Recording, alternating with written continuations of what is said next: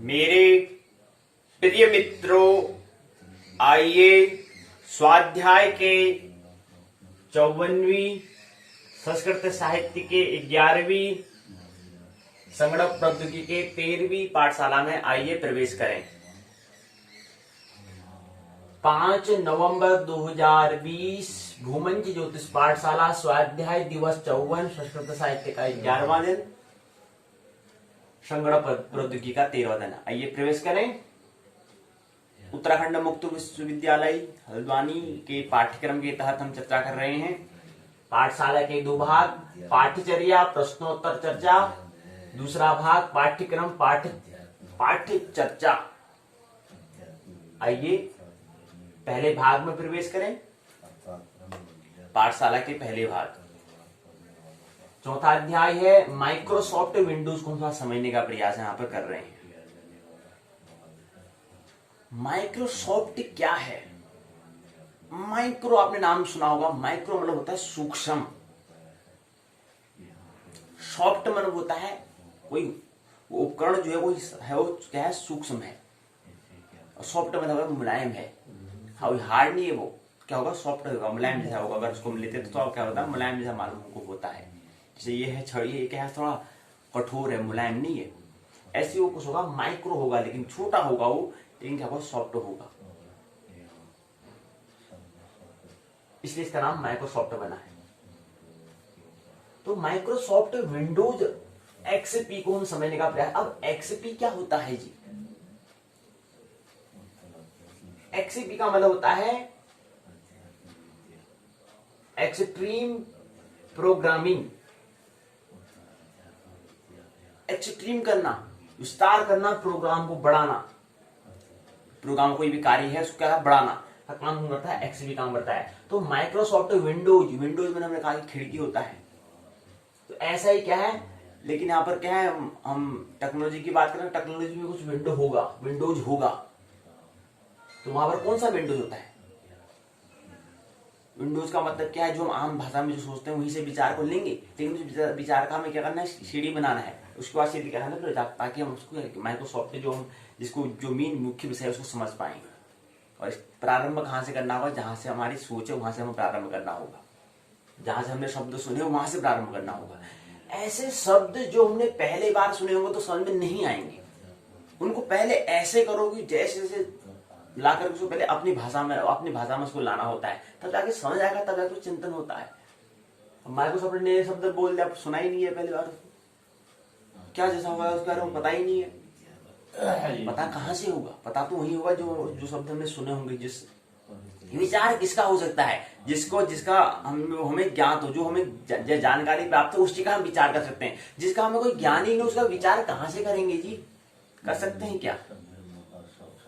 नहीं कर सकते हैं। तो जिसका अभी हमें कुछ ज्ञान ही नहीं है, जिसके बारे में कुछ पता ही नहीं है, उसके बारे में विचार कहाँ से करिएगा? पहले तो मौन में जाना पड़ेगा जी। वहां से पहले उसको उतरेगा, तब जाके उसका फिर विचार हम कर सकते हैं जी। तो विज्ञान मतलब क्या है, विचार करने की हम बात करते हैं, लेकिन विचार पहले होना भी तो चाहिए, कोई चीज होनी चाहिए ना। तो विचार हम करते हैं, लेकिन जो चीज हमने है यहाँ पर अस्तित्व में, जो चीज खोज दी गई है, उसका ही विचार करते हैं। लेकिन कुछ ऐसा जो अप्रकट है, उसका विचार कैसे करिएगा जी? इसके लिए हमें मौन में जाना होता है, वहां पर हमें अव्यस्त होना पड़ता है, ताकि जो विचार है ये किसके क्या हो सकते हैं, उधार भी हो सकते हैं। उधार नहीं होना है इसको, इसके लिए हमें क्या करना पड़ेगा, ध्यान में उतरना पड़ेगा।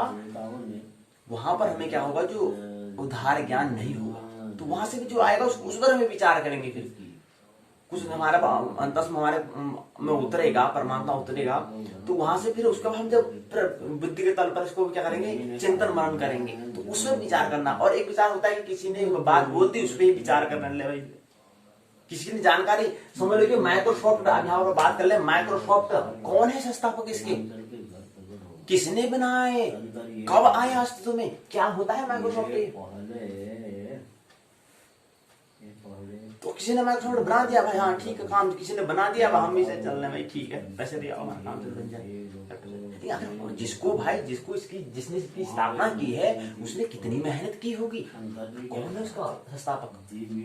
पहले तो उसने स्थापना की होगी, फिर उसको संस्थापना करा होगा। अभी संस्थापक कौन है इसका? अगर आपसे कोई प्रश्न पूछ दे तो माइक्रोसॉफ्ट पढ़ रहे हैं भाई, कितनी 2-3 दिन से पाठशालाएं हो रही है, माइक्रोसॉफ्ट अध्याय पूरा होने वाला है। अगर माइक्रोसॉफ्ट है क्या जी? किसने, कौन इसके निर्माता है, पता है कभी? तो एक होता है कि किसी ने स्थापना कर दे, हाँ बता दे कि ये चीज ऐसे होती है वहां पर, ठीक है इसलिए बोलो भाई। और से अनारी होता है भाई, ठीक है, बस वही और से अनार, और से अनार, और से अनारी होता है जी, और से अमरूद नहीं हो सकता, इसका कुछ ख्याल है नहीं, बस और से अनारी होता है जी। रहो फिर बीमार, और से अनार खाते रहोगे तो बीमार ही रहोगे हमेशा। तो इसलिए जो उधार जो ज्ञान है उस पर हमें क्या होना, मुक्त होना है। फिर और से अमरूद भी होता है, इसका हमें ख्याल होना चाहिए, अर्थात अपने अंदर से उतरना चाहिए परमात्मा ने, और वही जीवन सार्थक है। नहीं तो जीवन सभी जी रहे हैं भाई, लेकिन किसके जीवन में रस है वो महत्वपूर्ण होता है।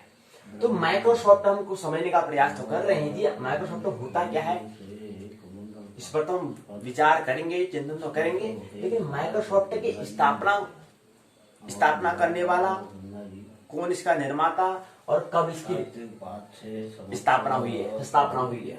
तो इसकी स्थापना 4 अप्रैल 1975 में इसकी स्थापना हुई है।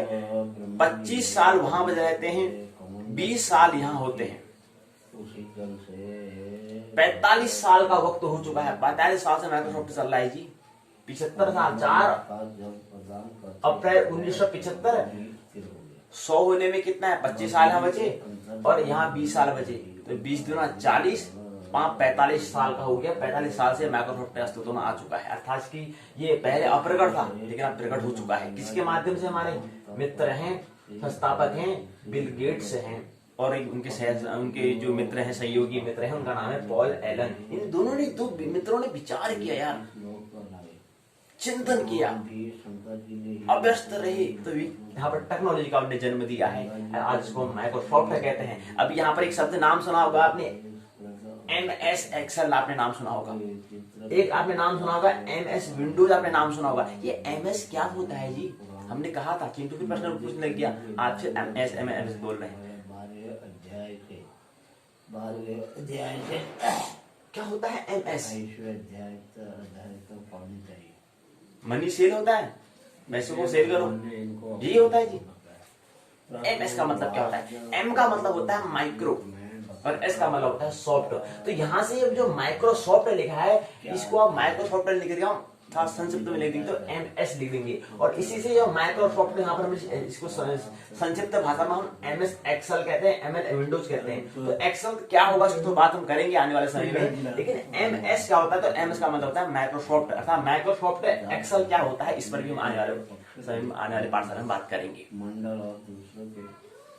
क्योंकि यहाँ पर हम क्या कर रहे हैं, रिविजन कर रहे हैं और कुछ प्रयोग हम यहाँ पर कर रहे हैं, लेकिन थोड़ा हम यहाँ पर जब प्रयोग कर रहे थे तो हमारा यहाँ पर, क्योंकि जो पुस्तक के माध्यम से उसको हम समझने का प्रयास कर रहे हैं, यहाँ से हम सूचना ले रहे हैं, यहाँ से हम इन्फॉर्मेशन जानकारी ले रहे हैं, उसके बाद यहाँ से हमारे माध्यम में थोड़ा क्या है, क्योंकि वहां पर डेस्कटॉप के बारे में, डेस्कटॉप और यहाँ पर लैपटॉप, थोड़ा सा भाषा में अंतर हो रहा है, तो उसको प्रयोग करने में थोड़ा हमें क्या दिक्कत का सामना हमें करना पड़ रहा है। कल भी थोड़ा अच्छा हम नहीं कर पाए थे, जो हम सोचते हुए आ रहे थे कि हम कहते हैं अपने जो अपनी पाठशाला को हम यहाँ पर 3 सत्र होते हैं, हमने कहा कि रिवीजन हम क्या करते हैं, चौथे अध्याय को पुस्तक के माध्यम में 3 भाग बनने किए थे। कल हमने थोड़ा उसको समझने का प्रयास किया था कि सॉफ्टवेयर और डाटा को हमने समझा था, फिर उसकी कार्य क्या होता है, ये 2-3 बातें हमें 2-3 बिंदु हमने सत्र 1 में समझने का प्रयास हमने किया था। तो सत्र 2 में हम समझने का प्रयास कर रहे हैं कि विंडोज डेस्कटॉप के हमें 4 भाग होते हैं, कल समझने का हम प्रयास करते थे, लेकिन कुछ यहाँ पर भाषा का अंतर होने के कारण क्या है, उसको अच्छी तरह से हम यहाँ पर साझा नहीं कर पाए, थोड़ा समय भी खोज करने का समय थोड़ा नहीं हो पा रहा है, नहीं तो उसको और भी हम बेहतर करेंगे, कोई दिक्कत नहीं है जी। अभी तो शुरू हो रहा है जी, पूरा समय इसमें देंगे तो अच्छे, और यहाँ पर क्या करेंगे, साझा इसको करेंगे। लेकिन थोड़ा थोड़ा पहली बार में थोड़ा कम आता है, दूसरा थोड़ा कम आता है, थोड़ा और ज्यादा आता है, थोड़ा जाता है, तो धीरे धीरे क्या समझ में आ जाएगा। धीरे धीरे अभी तो हम क्या करें, इसको सीखना है, हमें सीख रहे हैं इसको, तो इसलिए साझा करने में थोड़ा दिक्कतें आएंगी। साझा करने में हो जाता है साझा नहीं कर पा रहे होंगे, नहीं बता पा रहे होंगे, लेकिन जब साझा करेंगे जब थोड़ा समझ में आएगा तो मस्त से समझाएंगे भाई। लेकिन कुछ बात तो समझ में आ रही होगी जी, पाठशाला में तो मजा तो आ रहा होगा जी, बस मजा आना चाहिए, बस हंसते मुस्कुराते रहो और क्या करना, ये तो एक बहाना है जी। चले जी, तो हमने कल यहाँ पर थोड़ा पुस्तक की भाषा, उसमें भाषा में अंतर होने के कारण, वहाँ पर डेस्कटॉप नहीं होने के कारण क्या है, थोड़ा यहाँ पर हम उसको नहीं कर पा रहे हैं, प्रयोगशाला की नहीं कर पा रहे हैं, एक्सपेरिमेंट नहीं कर पा रहे हैं जी। विज्ञान में तो एक्सपेरिमेंट प्रयोगशाला पर प्रयोग करो, वो हम जो करने का प्रयास हम कर रहे थे कि रिवीजन हम यही करेंगे, वो क्या है प्रतिरोध से नहीं हो पा रहा है। लेकिन हमने कल एक चीज देखा कि यहाँ पर एक बात हमें आई थी, कैसे हम यहाँ पर अपने लैपटॉप है, एक बात तो यहाँ पर समझ में हमको आती है भाई जी। अब देखो यहाँ पर क्या है, ये जो आकार है, ये स्क्रीन जो दिया हुआ है, इसमें हमारा क्या है, अभी यहाँ पर कुछ दूसरा बैकग्राउंड है, यहाँ पर है। अब इस बैकग्राउंड को हम, बैकग्राउंड में यहाँ पर जो चित्र हमें दिखाई दे रहा है, क्या दिखाई दे रहा है यहाँ पर, कि ये नदी है, ये पहाड़ है, ये भी सब सारे घर बनाए हुए दिख रहा है, ये दिख रहा है हमको। ये क्या है, वॉलपेपर इसको बोलते हैं, इनकी कोई चित्र है, एक तस्वीर है, इस तस्वीर को हम बदलना है। कैसे बदलेंगे, एक ही बात को समझाने का प्रयास करेंगे, बाकी फिर थोड़ा हम बिंदु को समझेंगे, फिर आप थोड़ा अगले भाग में हम प्रवेश करेंगे। अब चिंटू कह रहा है, गुरुजी आप बताओ, ये जो आपने वो ये जो बना रखा है, जो चित्र हमें दिख रहा है कि यहाँ पर ये क्या है, नदी है, पर यहाँ वृक्ष और घर हैं, वृक्ष तो है, पेड़ तो है, लेकिन यहाँ पर क्या है, घर भी बने हुए, यहाँ पर भी ये पूरा पहाड़ है, दिखाई दे रहा है हमको। ये तो आप, ये हमें जो दिख रहा है, इसको हम बदल नहीं सकते हैं क्या, इसमें कुछ परिवर्तन नहीं कर सकते हैं? तो बिल्कुल हम इसको परिवर्तन कर सकते हैं जी।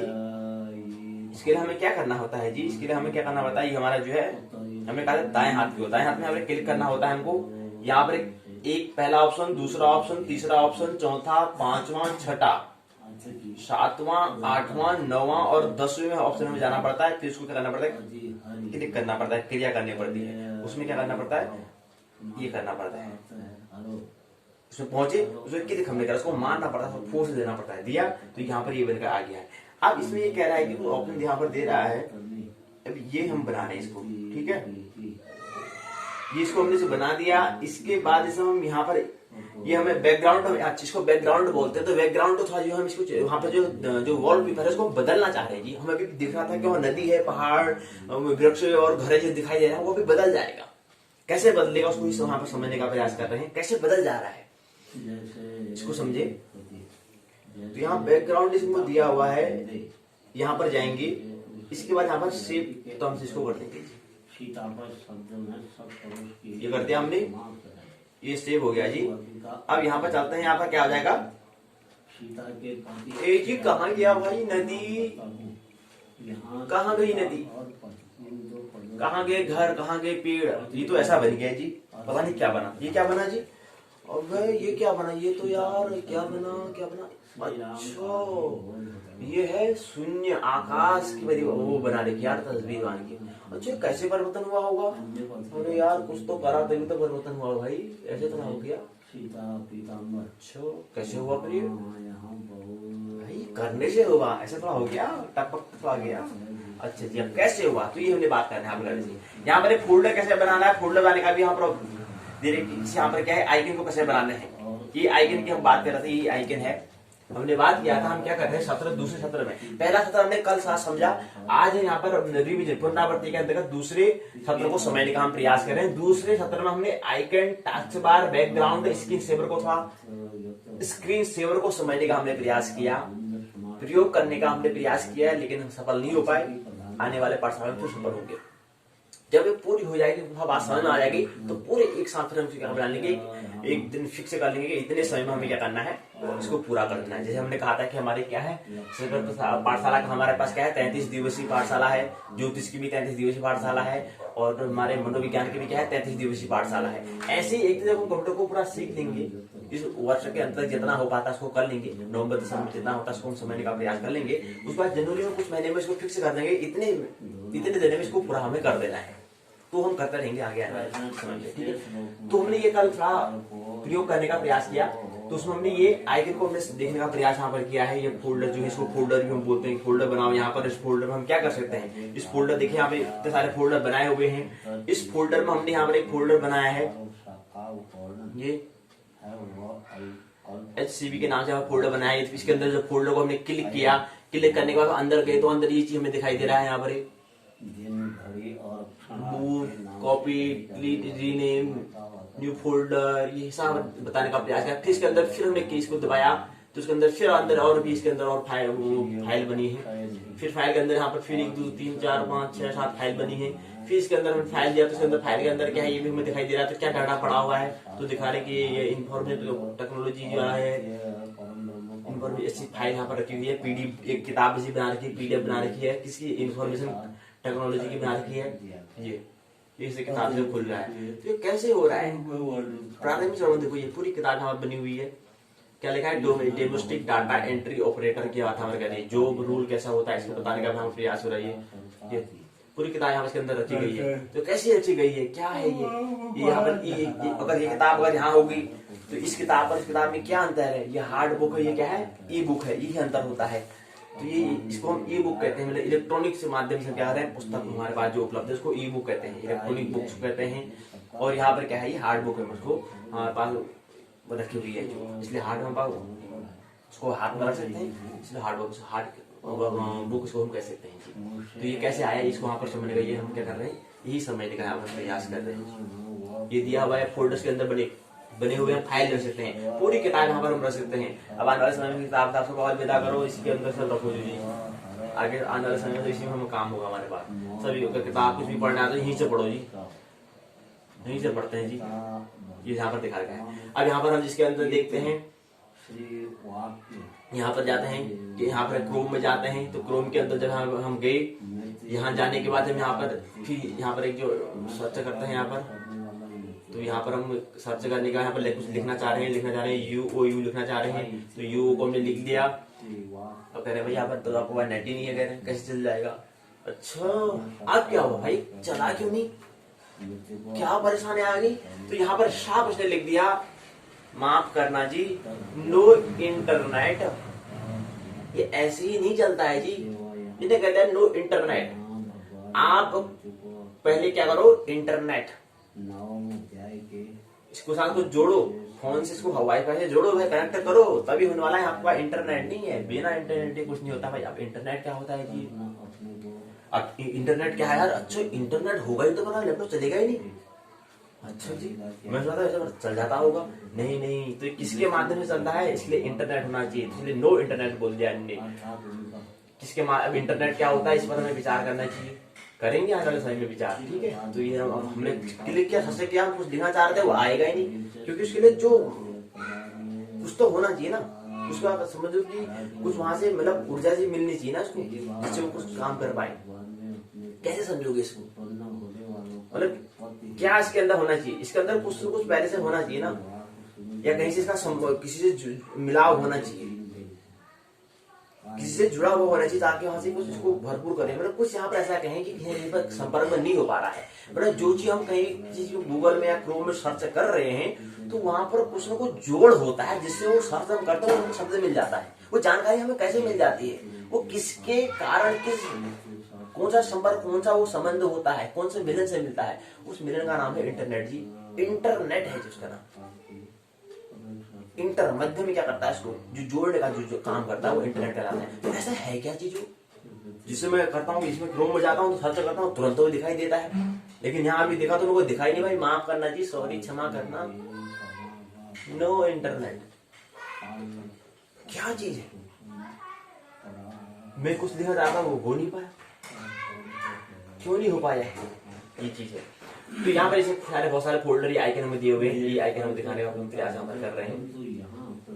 तो इसको हमें क्या है, ये क्या था, वस्तु था, प्रोडक्ट था, इसको हमने साधन बना लिया है। इसको कैसे अपने जीवन में कोई प्रोडक्ट है इसको कैसे साधन बनता है, देखो यहाँ पर और भी यहाँ कुछ लिखा है इन्होंने, माइक्रोसॉफ्ट लिखा है। देखो माइक्रोसॉफ्ट यहाँ पर चिन्ह बनने बना रखा है। ये देखो यहाँ पर क्या है, 4 यहाँ पर चिन्ह बनाए हुए हैं और चारों अलग अलग रंग के यहाँ पर बनाए हुए हैं। और चाहिए और Included office, home and student. Don't forget to activity.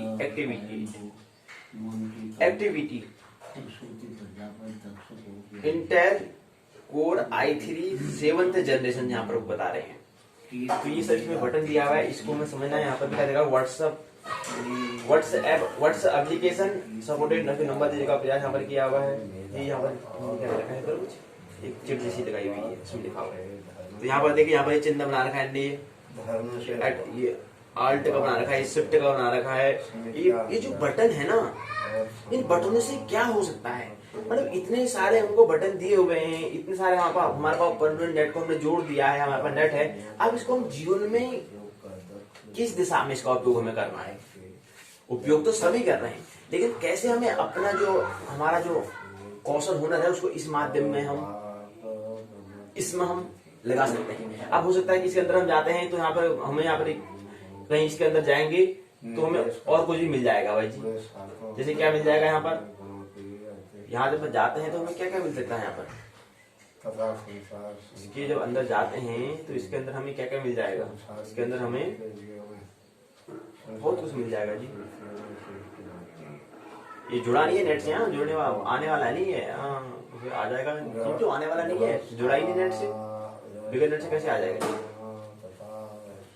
Bigger net से नहीं आने वाला जी। यहाँ पर ऑप्शन व्हाट्सएप का भी ऑप्शन दे रखा है, यहाँ पर इसमें व्हाट्सएप भी चला सकते हैं जी। चला ही रहोगे, पता तो है आपको। तो ये चीज है, हम कुछ और देना चाहते हैं, इसको देखना चाह रहे हैं, वो देखना चाह रहे हैं, वो मिल नहीं रहा है ना, मिलेगा फिर मिल जाएगा। तो यहाँ पे दिया हुआ है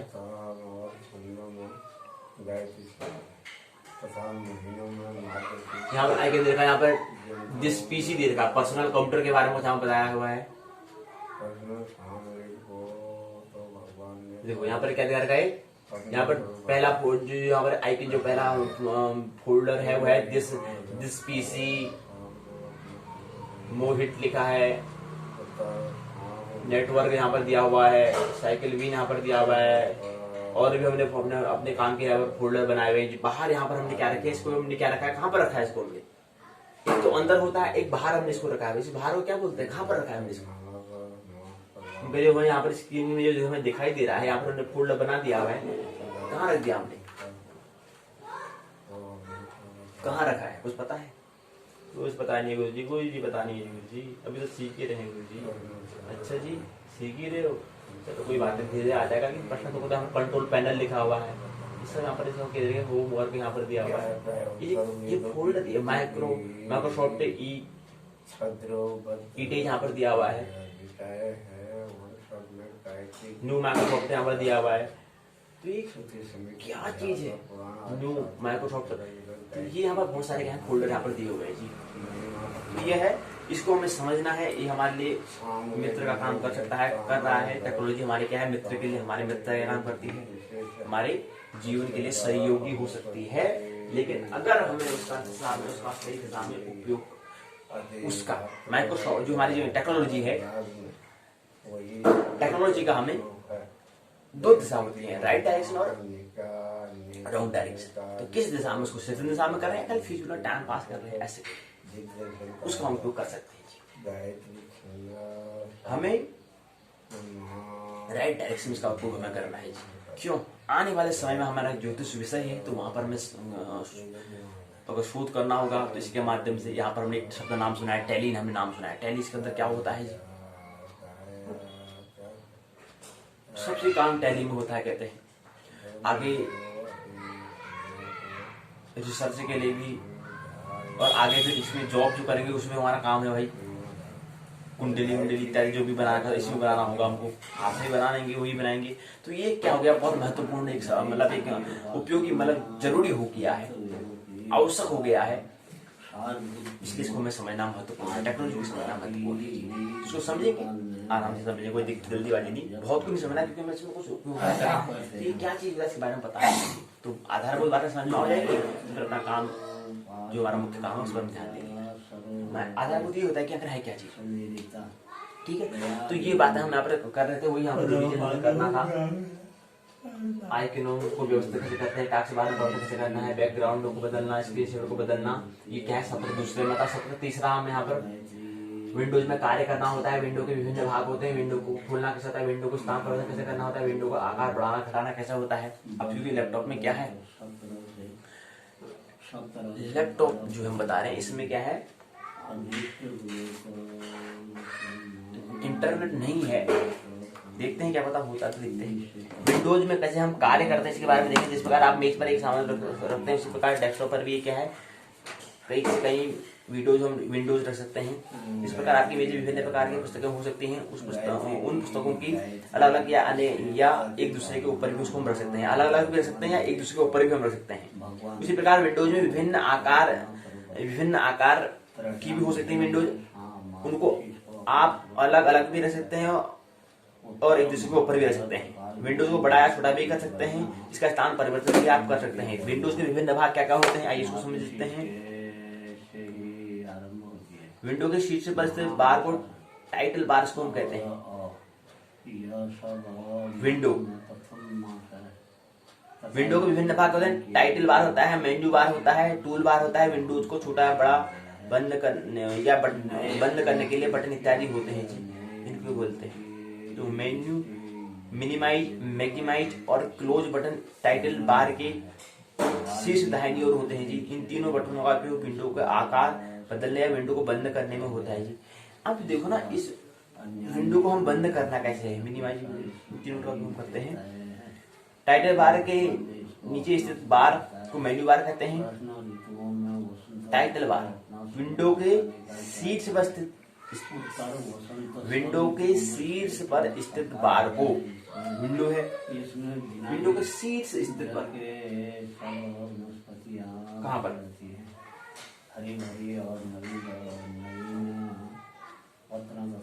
विंडो के शीर्ष पर स्थित बार को टाइटल बार कहते हैं। विंडोज का नाम विंडो के शीर्ष बाईं तरफ कोने में दिखाई देता है। विंडोज का नाम सभी प्राणियों को आनंद होता है, इसीलिए भगवान ने इसको अपना क्या बाईं तरफ होता है ना। विंडोज का नाम विंडो के शीर्ष बाईं तरफ कोने में दिखाई देता है। ये दिखा रहा है विंडोज,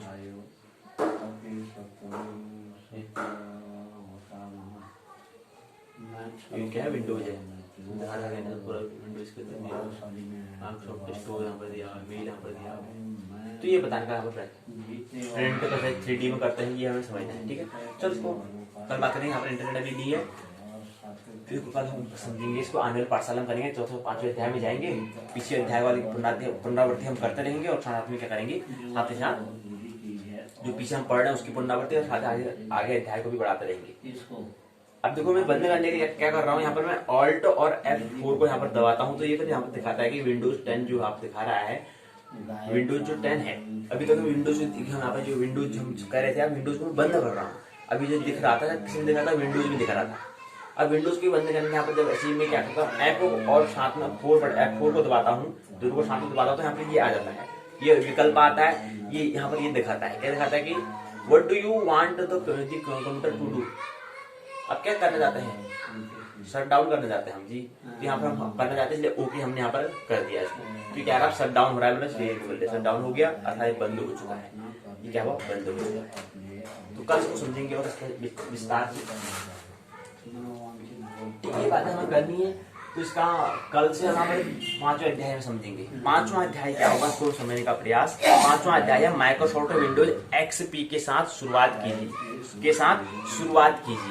माइक्रोसॉफ्ट विंडोज XP के साथ शुरुआत कीजिए, इसको हम कल समझने का। Getting started with Microsoft Windows XP। और XP का मतलब होता है जी एक्सट्रीम प्रोग्रामिंग, इसको हम कहते हैं। XP हम कह रहे हैं यहाँ पर, हमने XP मतलब यहाँ पर हमने क्या है संक्षिप्त नाम में दिया, तो इसका मतलब है एक्सट्रीम प्रोग्रामिंग की बात करते हैं, ठीक है। तो यहाँ पर कोई बात कर रहे थे कि इसकी जो माइक्रोसॉफ्ट की स्थापना किसने की, कब की, इसको हम समझने का प्रयास यहाँ पर कर रहे थे। तो इसकी स्थापना 4 अप्रैल 1975 में हुई थी।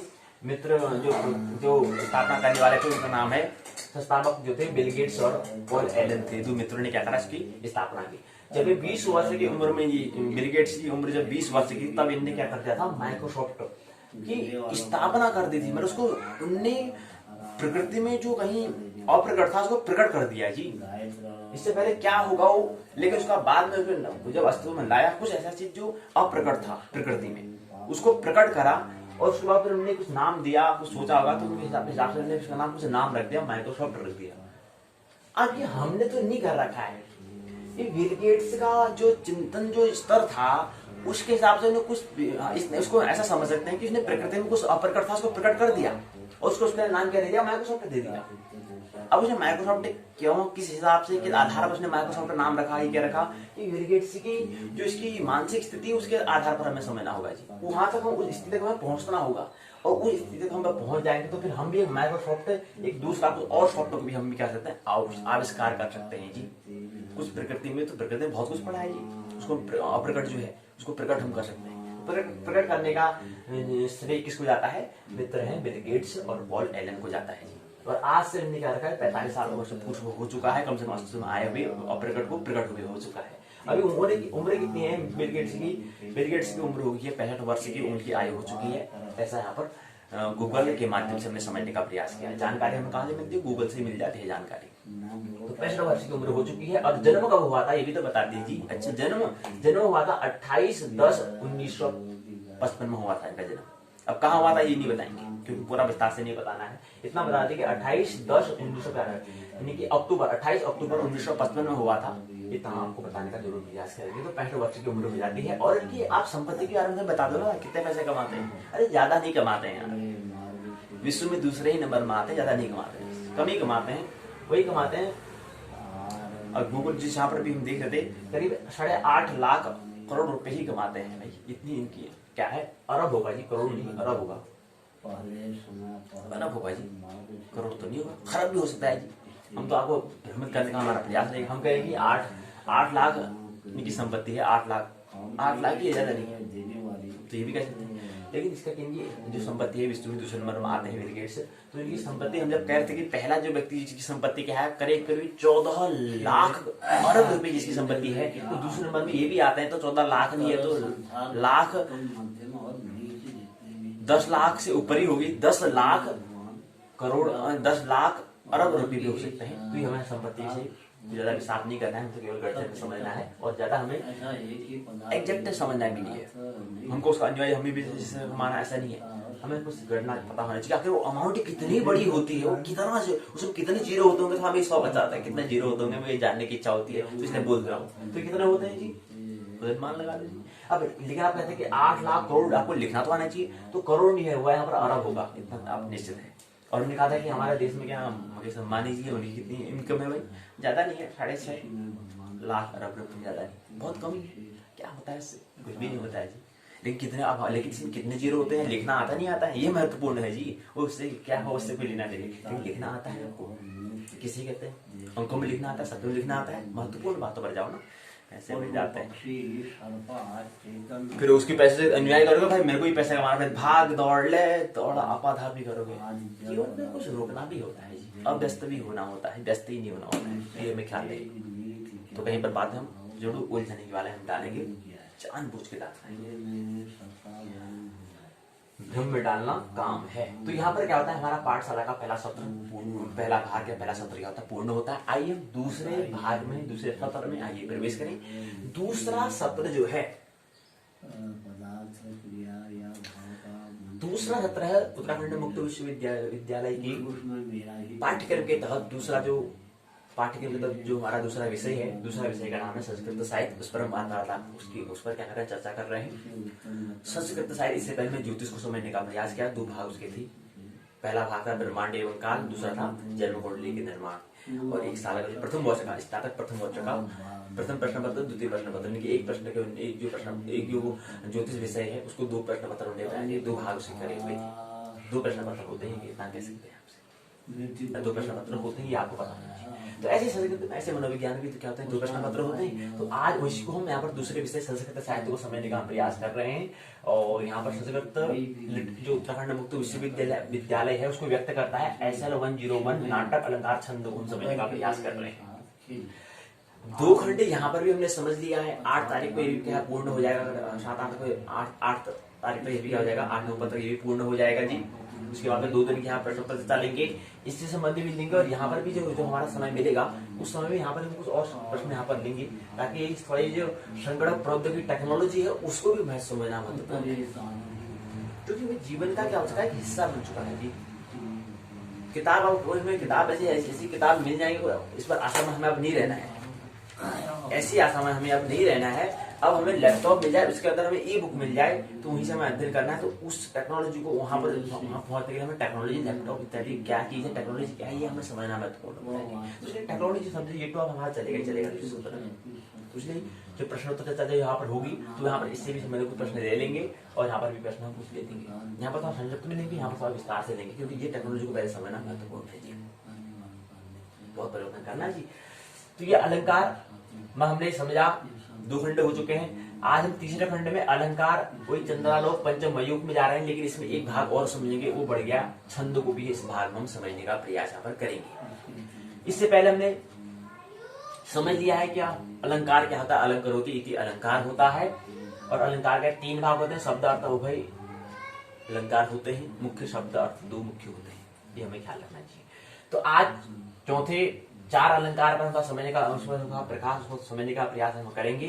तो इकाई पहली है, खंड तीसरे की पहली इकाई है उपमा, रूपक, उत्प्रेक्षा और विशेषोक्ति अलंकार है। इसको हम समझने का प्रयास करेंगे। प्रश्न पूछने का तरीका एक ही होता है, लक्षण बताओ, उदाहरण बताओ और परिभाषा बताओ, यही पूछने का तरीका होता है।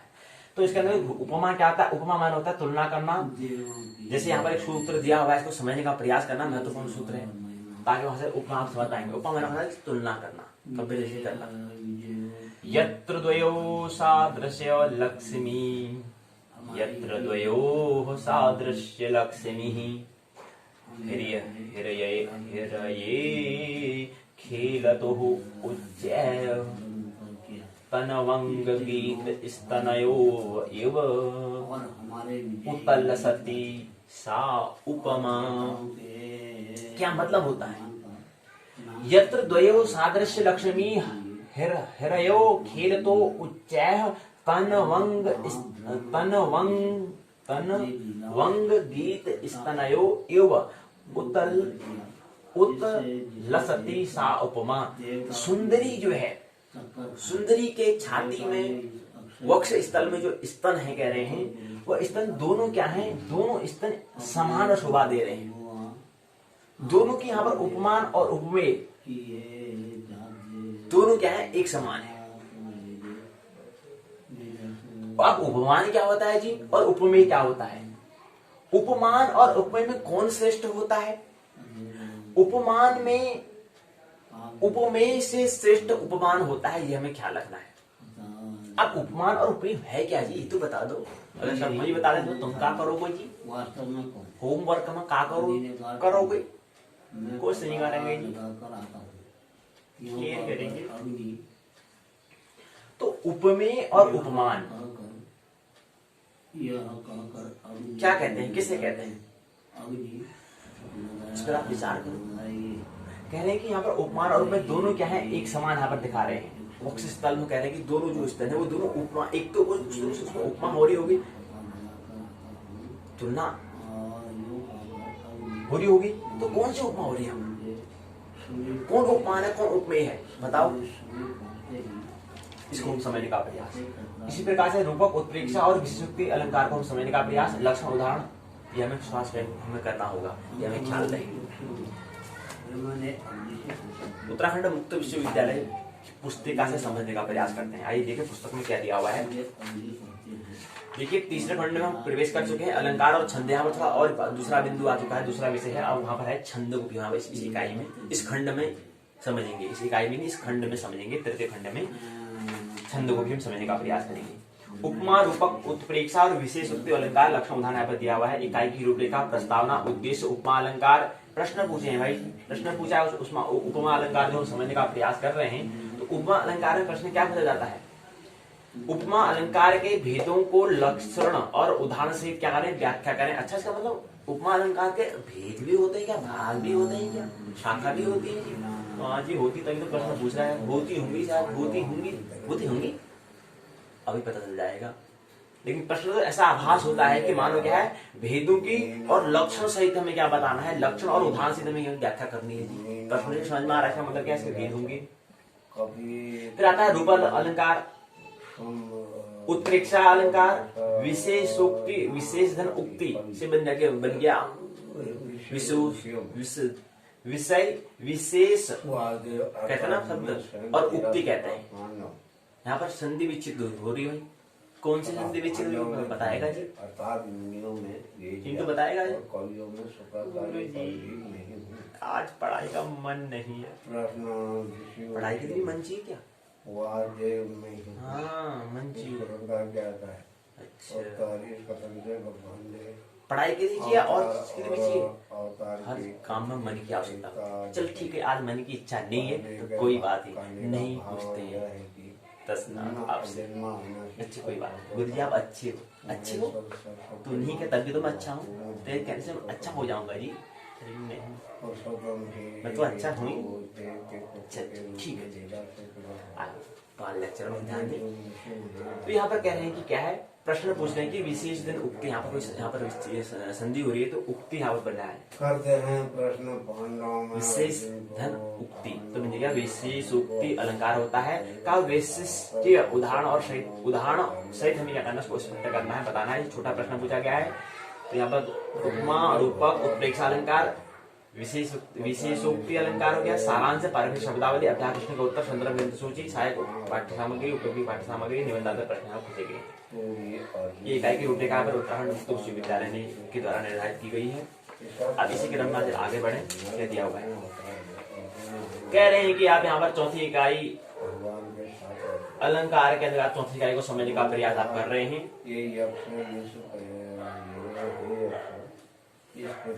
और आपने इससे पहले आपने श्लेष, यमक, अपहनुति, व्यतिरिक और विभावना आदि अलंकार के लक्षण उदाहरण से आपने बात तो कर लिया है। उसी क्रम को आगे बढ़ा रहे हैं। चंद्रालोक जो हमारा मित्र जयदेव हैं, उनके पांचों मेघों में हमने अलंकार को यहाँ पर समझने का प्रयास किया। उसमें 8 प्रकार के अलंकार, शब्द अलंकार और 8 प्रकार के शब्द अलंकार, और यदि उपभेदों को ग्रहण नहीं किया जाए तो 87 अर्थालंकार निरूपित किए गए हैं। सभी क्या हैं? अलंकारों में उपमा के लिए अलंकारों में उपमा के लिए उपमान और उपमेय, उपमान और उपमेय अपरिहार्य होते हैं। अलंकारों में इसका सर्वप्रथम स्थान है। उपमा के अन्य न्याय भेदों द्वारा लक्षण ग्रंथों में निर्देशन प्राप्त होते हैं। यहाँ पर हम रूपक, उत्प्रेक्षा, विशेषोक्ति और उपमा इन 4 अलंकार पर क्या करेंगे, समझने का प्रयास करेंगे, प्रकाश डालेंगे हम। हमें दिया हुआ है उद्देश्य यहाँ पर दिया है, 5-6 उद्देश्यों का यहाँ पर दिया गया है। उपमा अलंकार कैसे कहते हैं? संस्कृत अलंकारों में अनेक संस्कृत लक्षणकारों ने अनेक अलंकारों की उपमा मूलतः मानते हुए सामान्यतः यह कहा है कि अन्य अलंकारों में उपमा बीज रूप कार्य करती है। उपमा अलंकार की प्रशस्ति में साहित्य जगत में कुछ उक्तियां अत्यंत रोचक रूप से प्रस्तुत की गई है।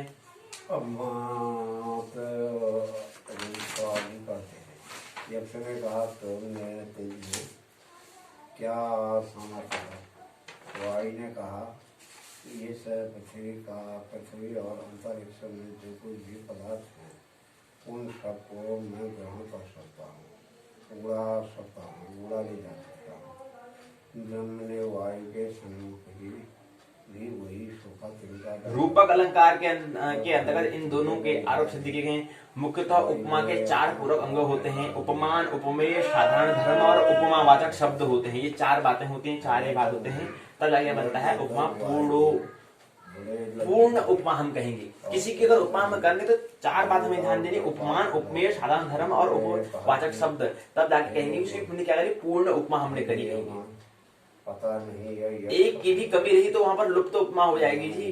जैसे समझने का प्रयास यहाँ पर करें, जिससे उपमा समानता बताई जाए उसे उपमान कहते हैं। अब उपमान क्या होता है, हमने कहा उपमान किसे कहते हैं, उपमान उसे कहते हैं जिससे उपमा अर्थात समानता हम कह रहे हैं ना, तुलना या समानता हम कर रहे होते हैं। तुलना हम किसी के प्रति हाँ यार वो जैसा वैसा जैसा लगता ही है, वो वैसा ही जैसा लगता है। सुंदरी के बख्श तल दोनों एक जैसे ही लगते हैं यार, तो तुलना हम जो कर रहे हैं या करें यार वो लड़का को दोनों लड़का में एक जैसे ही लगते हैं, तो जो तुलना जो हम कर रहे होते हैं, जो उसकी समानता हम कर रहे होते हैं, जिससे उपमा अर्थात समानता बताई जाए उससे उपमा कहते हैं जी, उपमान कहते हैं जी। जिससे उपमा अर्थात समानता अर्थात तुलना जिससे बताई जाए उसे उपमान कहते हैं। जैसे उदाहरण बता रहे हैं, चंद्रमा के समान मुख है, तो यहाँ पर चंद्रमा के समान मुख है, मुख क्या है उसके समान है, लेकिन यहाँ पर मुख्य व्यक्ति कौन है, चंद्रमा है, तो चंद्रमा यहाँ पर क्या है, उपमान है। चंद्रमा क्या है, उपमान है, क्योंकि चंद्रमा के समान मुख है ना, मुख तो नहीं है चंद्रमा, या मुख का जैसा तो चंद्रमा नहीं है ना, तो यहाँ पर किसकी बात हो रही, चंद्रमा जो है वो क्या है, उपमान है अर्थात समानता दिखाएगी। तो यहाँ पर मुख्य कौन है, तो क्या है, उपमान है। तो इसलिए उपमान क्या होता है, उपमेय से श्रेष्ठ होता है, ये भी हमें ख्याल है, उपमेय से श्रेष्ठ उपमान है। तो इसलिए होगा ना चंद्रमा। अब यहाँ पर उपमान और उपमेय मुख है, तो मुख से बड़ा क्या होगा, उपमान होगा अर्थात चंद्रमा होगा, और उपमेय क्या है, मुख है। ये बात हमें ख्याल रखनी। दूसरा मतलब उपमा के योग्य पदार्थों को उपमेय कहते हैं, चंद्रमा के समान मुख, तो मुख में चंद्र की समानता अर्थात मुख क्या है, उपमेय है। अगला है साधारण धर्म, उसे कहते हैं साधारण धर्म, चौथा अंग आता है इसके अंदर। चौथा कहते हैं कि जो उपमान और उपमेय दोनों में एक रूप से रहता है, उसे चंद्रमा के समान मुख क्या है, मनोहर है। चंद्रमा के समान मुख क्या है, मनोहर है। तो यहाँ पर क्या हो रहा है, साधारण धर्म हो रहा है, उपमान और उपमेय दोनों एक रूप से यहाँ पर हो रहा है जी। चंद्रमा के समान मुख क्या है, मनोहर है। चंद्रमा के समान मुख जो है मनोहर, अर्थात चंद्रमा का भी क्या है, चंद्रमा भी मनोहर है और मुख भी क्या है, मनोहर है। तो यहाँ पर साधारण धर्म यहाँ पर हो रहा है। यहाँ मनोहरत्व धर्म उपमान क्या है, चंद्र उपमेय मुख इन दोनों के एक समान रहता है जी। यह क्या है, साधारण धर्म कहलाता है जी। एक दूसरे के साथ समानता बताने वाले इस तथा आदि शब्द उपमावाचक कहे जाते हैं जी। यद्यपि चंद्रालोक पंचम योग में तथापि इसके वर्णन की प्रस्तुत इकाई का प्रमुख प्रतिपाद्य है, तथापि इसकी सटीक और सविस्तार अध्ययन करने के लिए हमें कई प्रसिद्ध मुख्य लक्षणकारों की अभी हमें उपमा वर्णन करने की हमें आवश्यकता होती है। प्रथम हम चंद्रालोक के अनुसार यहाँ पर वर्णन करने का प्रयास करेंगे, उसके बाद अन्य जो मित्र हैं उनके भी जो दृष्टि है उसको भी समझने का प्रयास करेंगे। यहाँ पर बताते हैं, क्या बात करते हैं कि कहते हैं कि चंद्रालोक पंचम मयूख का एक सूत्र ले रहे हैं। उपमा यत्र सादृशी लक्ष्मी लसती द्वयोः हृदये खिलतो रुचे स्तंगीत स्तन्यूर्यु। चंद्रालोक पंचम युग का क्या है, 11वां स्वरूप बताते हैं, सरलता से आपको किया गया है। और में होता है यत्र द्वयो सादृश्य लक्ष्मी हिरये खेलतो उच्चैः तनवंगी स्तनयोः इव उतलसति सा उपमा। क्या मतलब होता है, सुंदर नायिका के वक्ष स्तर पर खेलते हुए ऊंचे स्तन की तरह, जहां उपमान और उपमेय क्या है, दोनों समान सादृश्यता को शोभा से विकसित हो, उसे उपमान अलंकार कहते हैं। यहाँ पर हमने कहा 4 भाग होते हैं। यहाँ पर चंद्रमा के समान मुख से काम चलने वाला नहीं है। यहाँ पर हमें क्या करना पड़ेगा, हमें यहाँ पर 4 भागों को हमें बताना पड़ेगा था। पूर्ण अगर एक करेंगे तो क्या हो जाएगी, लुप्त उपमा हो जाएगी। अगर एक ही भाग की हम बात करेंगे, उपमान उपमेय साधारण धर्म, और उसके बाद एक होता है एक दूसरे के साथ समानता बताने का प्रयास होगा, तब जाके हम कहेंगे क्या हुई, पूर्ण उपमा हुई। अगर एक होगा तो हम कहेंगे लुप्त उपमा हुई। तो यहाँ पर कौन सी उपमा हुई बताओ जी। तो सुंदरी की छाती पर दोनों स्तर एक दूसरे के समान शोभित हो रहे हैं। इसी तरह उपमेय और उपमान एक दूसरे के समान क्या है, शोभित होते हैं। उपमान उपमेय की अपेक्षा हमेशा कहता है श्रेष्ठ होता है, तथा इसके प्रसिद्ध होने की अनिवार्यता है। उपमा अलंकार के सटीक और नितांत स्पष्ट विवेचन हेतु हमें काव्य प्रकाशकार के लक्षण भी हमें समझने होंगे जी। काव्य प्रकाशाकार के लक्षण भी यहाँ हमें दिए गए हैं। अन्य मित्रों के माध्यम से उसको समझाने का प्रयास यहाँ पर किया गया है, ये बताने का प्रयास यहाँ पर किया है। रूपक ललित उपमा अलंकार होता है, इसके अंतर्गत उपमा अलंकार होता है। उपमा अलंकार हुआ जिससे उपमान और उपमेय का उसमें भेद होने पर भी परस्पर साधारण से संबंध होना चाहिए, उसको क्या कहते हैं हम, उपमान। और उपमेय का उनमें भेद होने पर भी परस्पर साधारणता से क्या हो, संबंध होना चाहिए जी। उपमा अलंकार वो होगा।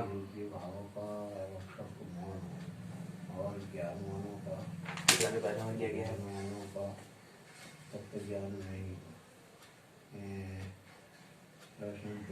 मित्र ये बताते हैं कि प्रतीपोपमा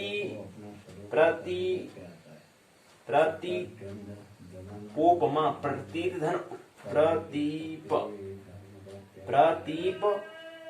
धन उपमा।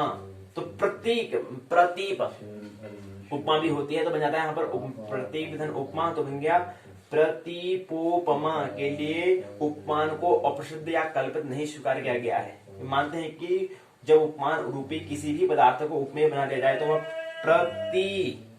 प्रतीप धन उपमा प्रतीपोमा कहलाती है, अलंकार कहलाता है जी।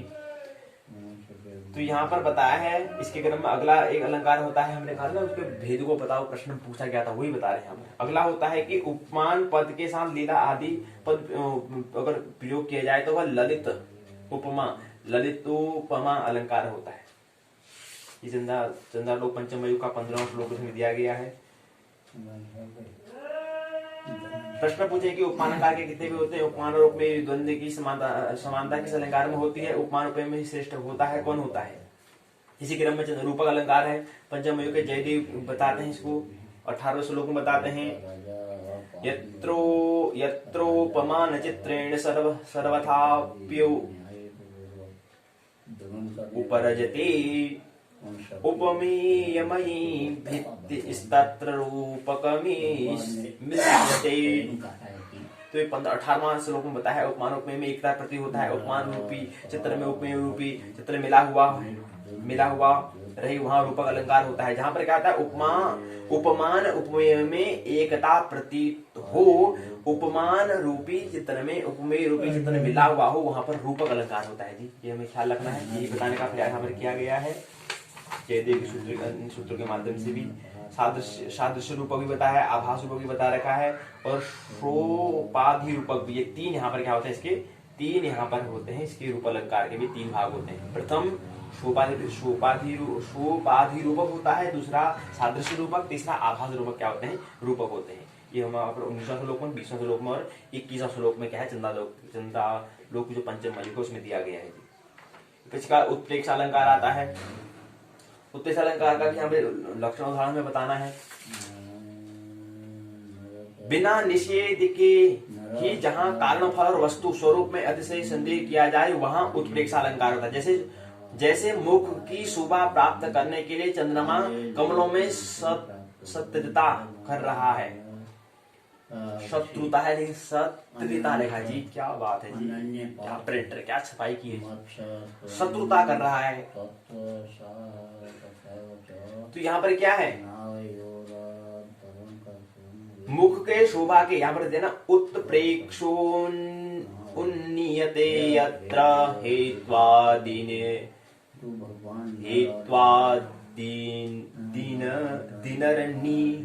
निहनुति विना तवन्मुखं श्रीकृतेनूनं पद्मे पद्नैवैरायते शशि। तो ये 15वां चंद्रलोक के 5वां अध्याय के 29वां श्लोक यहाँ पर दिया गया है। बिना निषेध के ही जहाँ कारण फल और वस्तु स्वरूप में से संदेह किया जाए वहाँ उत्प्रेक्ष अलंकार होता है। जैसे मुख की शोभा प्राप्त करने के लिए चंद्रमा कमलों से क्या कर रहा है, शत्रुता कर रहा है। यहाँ पर मुख के शोभा की प्राप्ति के लिए चंद्रमा द्वारा कमलों से वैर करना, शत्रुता करना फल तथा स्वरूप में अतिशय संशय है, अतः यहाँ पर क्या है, उत्प्रेक्षा अलंकार होगा जी। ये हमें ख्याल रखना है। इसी को हम बताएगा प्रकार यहाँ पर किया गया है। इसके अंतर्गत भी क्या है, भाग होते हैं। फलोत्प्रेक्षा होता है, वसुतोत्प्रेक्षा होता है। ये दो अलंकार यहाँ पे होते हैं, ये हमें समझना चाहिए। स्वरूप, तीसरा होता है स्वरूप उत्प्रेक्षा। 3 अलंकार के भी होते हैं, फल वस्तु और स्वरूप अलंकार के। और गुणोत भी होता है, गुणोधन उत्प्रेक्षा तो गुणोत्प्रेक्षा बन जाता है। 2-4 यहाँ पर भी क्या इसके भाग इसमें दिए हुए हैं, किसके ये दिए हैं जी, ये दिए हैं उत्प्रेक्षा अलंकार के भी क्या है 4 इसमें दिए गए। इसको समझाने का बड़ा यहाँ पर किया गया है। कुछ प्रश्न पूछे चंद्रालोक में, चंद्रालोक में रूपक के भेद हैं। कौन जिस अलंकार में वाचा शब्द न रहने पर भी फल हेतु स्वरूप की संभावना की जाती है वो होता है। प्रश्न के वाक्य में देना है। वस्तु प्रेक्षा किसे कहते हैं? आशाघर भट्ट के रूप में शब्द आशाघर भट्ट ने रूपक शब्द की विस्तृति किस प्रकार की है? आभास रूपक लक्षण होता है, ये बताओ। सत्य बताना है। विशेष उक्त अलंकार अगला क्रम है। अभी तो हमने 4 अलंकार समझ रहे हैं हम। कौन सा? उपमा, रूपक, उत्प्रेक्षा हो गया। विशेष उक्त अलंकार क्या है इसको समझें। समस्त जगत में बिना कारण के कभी भी कार्य नहीं होता है। दार्शनिकों, चिंतकों आदि सबने कार्य कारण संबंध बताए हैं, परखा है। सांख्य दर्शन के अंतर्गत इसकी विशद विवेचना की गई है। आप भी जानते हैं कि लोक व्यवहार में कोई भी कार्य है उसके लिए उन्हें कार्य और कारण की प्रधानता होती है। बिना कार्य बिना कारण के कोई भी काम प्रकृति में नहीं होता है। किंतु हमारे साहित्यकारों ने एक तरफ जहाँ पर किसी भी कारण के अभाव में कार्य की उत्पत्ति होना असंभव है, उसे भी अपनी प्रतिमा के द्वारा बिना कारण के कार्य की उत्पत्ति होना बताया है, अतः और अनेक कारणों के होते हुए भी किसी कार्य का न होना बताया है। तथा दोनों स्थितियों में विभावना और विशेषोक्ति अलंकार की सृष्टि की गई है। मतलब विभावना क्या होता है कि इस जगत में कोई भी कार्य बिना कारण कोई भी काम नहीं होता है। लेकिन विभावना कहता है कि यहाँ तो सब बिना कारण सब हो जाता है जी। लेकिन यहाँ पर क्या कहता है? विशेषोक्ति कहता है कि कारण होता है जी, ये बात। तो विभावना और विशेषोक्ति अलंकार में ही अंतर है जी, कि क्या हो, कारणों के होते हुए भी किसी कार्य का न होना तथा दोनों स्थितियों में विभावना और विशेषोक्ति अलंकार की सृष्टि की गई है। मतलब दो यहाँ पर स्थिति होती है, कोई भी काम हो, कोई भी कार्य और कारण होना चाहिए, कोई भी कार्य होना चाहिए और कार्य के कुछ कारण होना चाहिए। ये बात बताते हैं। एक स्थिति है मतलब कोई नहीं कारण है भाई, बिना कारण का काम करो भाई, तो 2 स्थिति हो रही है। तो उसमें 2 अलंकार, विभावना और विशेषोक्ति अलंकार होता है। अब कौन सा अलंकार विभावना कहलाएगा, कौन सा विशेषोक्ति वाला अलंकार कहलाएगा, विशेषोक्ति अलंकार कहलाएगा, इस पर आप विचार करेंगे।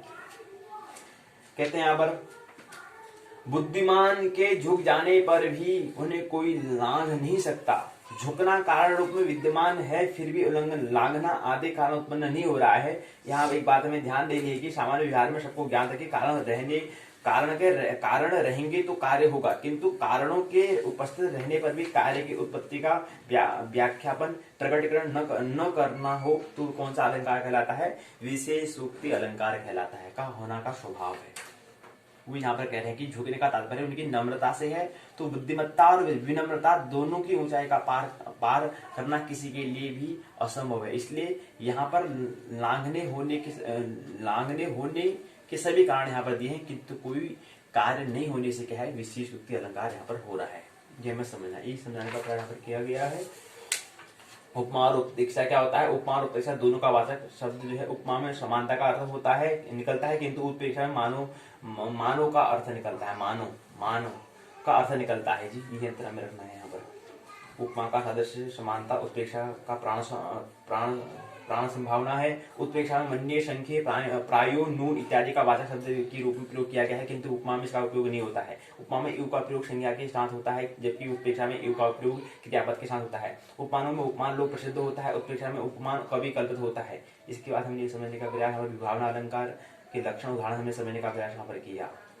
पहले क्या रखा है, वही पर यहाँ पर विशेषोक्ति अलंकार और विभावना के स्पष्ट अंतर का बोध हमने यहाँ पर करने का प्रयास किया, क्योंकि एक दूसरे के ठीक क्या है, मित्र शत्रु जो होते हैं, ऐसे ही क्या है, 2 भाई हैं।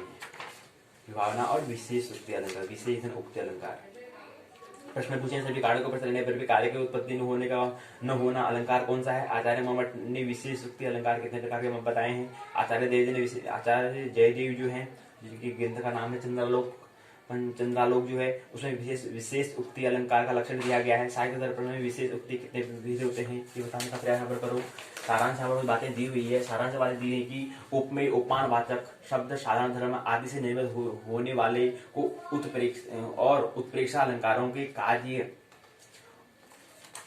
उपमेय उपमान वाचक शब्द साधारण धर्म आदि से निर्मित होने वाले और उत्प्रेक्षा अलंकार के साथ ही कार्य कारण से संबंधित विशेष उक्ति अलंकार का अध्ययन यहाँ पर हमने करने का प्रयास किया। अध्ययन करने का हमने इस इकाई में प्रयास किया है। मूलतः चार अलंकारों के व्याख्यान हमने यहाँ पर वर्णन किए हैं। उपमा वर्णन में जयदेव ने सादृश्य को ग्रहण किया है। मम्मट ने साधर्म्य को। रूपक अलंकार में जिस प्रकार की उद्भावना चंद्रालोक ग्रंथ में की है, आचार्य मम्मट भी लगभग उसी प्रकार मानते हैं, क्योंकि उपमान के द्वारा उपमेय को आत्मसात कर लेने पर रूपक अलंकार के बनने के बाद जयदेव ने बात की है। उपमेय और उपमान के अभेद वर्णन में रूपक अलंकार मम्मट ने माना है। यही उपमेय और उपमा विशेष उक्ति में कार्य कारण कहे जाते हैं, जिनका अध्ययन आपने इस इकाई में यहाँ पर कर रहा है। विशेष उक्ति अलंकार की उद्भावना अन्य लक्षणों में लगभग एक समान दिखाई देती है। संभावना के अर्थ में प्रयुक्त उत्प्रेक्षा को जयदेव ने कारण कार्य तथा वस्तु में अतिशय संदेह के द्वारा प्रकट किया है। यहाँ पर आगे शब्दावली दी है। अभ्यास प्रश्न की जो पूछे गए थे उसको उत्तर यहाँ पर दिए गए हैं। संदर्भ ग्रंथ सूची, सारे उपयोगी पाठ्य सामग्री दिए हुए। निबंधात्मक बड़े प्रश्न पूछा है कि उत्प्रेक्षा अलंकार को लक्षण उदाहरण से क्या है व्याख्या करना है, उनके भेद को भी बताना है, जो वहां पर पूछा गया था प्रश्न पत्र में पूछा गया था पिछले साल। रूपक उपमा के अंतर को स्पष्ट करने के लिए इनकी व्याख्या कीजिए। उपमा उत्प्रेक्षा के व्यंजक शब्दों को बताते हुए दोनों के लक्षण उदाहरण में बताना है। विशेष उक्ति अलंकार का विस्तार से वर्णन करना है। तो यहीं पर क्या होता है, ये इकाई पूर्ण होती है। लेकिन यहाँ पर संक्षिप्त में कुछ देखना चाह रहे हैं कि विश्वविद्यालय ने पाठ्यक्रम में रखा क्या है, इसको यहाँ पर देख रहे हैं, संक्षिप्त में समझने का प्रयास कर रहे हैं। विस्तार से बात नहीं कर रहे हैं। ये तो विस्तार से बात करने तो एक ही बात करेंगे तो इसमें काफी वक्त हमें लग जाएगा। नहीं तो एक ही यहाँ पर क्या होता अलंकार हो पाता। जैसे उपमा ही है, उपमा का एक श्लोक हमें देना पड़ता है, फिर इसका उस श्लोक का हमें क्या बताना, लक्षण हमें बताना होता है, इसका उदाहरण हमें उसको बताना होता है, इसको अच्छे से पूरा समझना होता है कि फिर क्या हो रहा है। उपमान उपमेय 4 उसके भाग होते हैं, तब जाके एक दिन में एक अलंकार निपटता विस्तार से बात करते थे। लेकिन नहीं है समय का अभाव, तो विस्तार से बात नहीं करेंगे और कोई आवश्यकता भी है भी नहीं। मेरी बात को मानना नहीं है, जानना है जी। आनंद महोत्सव पूर्वक जीवन जीना है। मेरी बात तो कितने प्रेम पूर्वक शांति पूर्वक सुना, बहुत बहुत अनुग्रहित हूँ। अंत में सबके भीतर बैठे परमात्मा को प्रणाम करता हूँ। मेरा प्रणाम स्वीकार करें।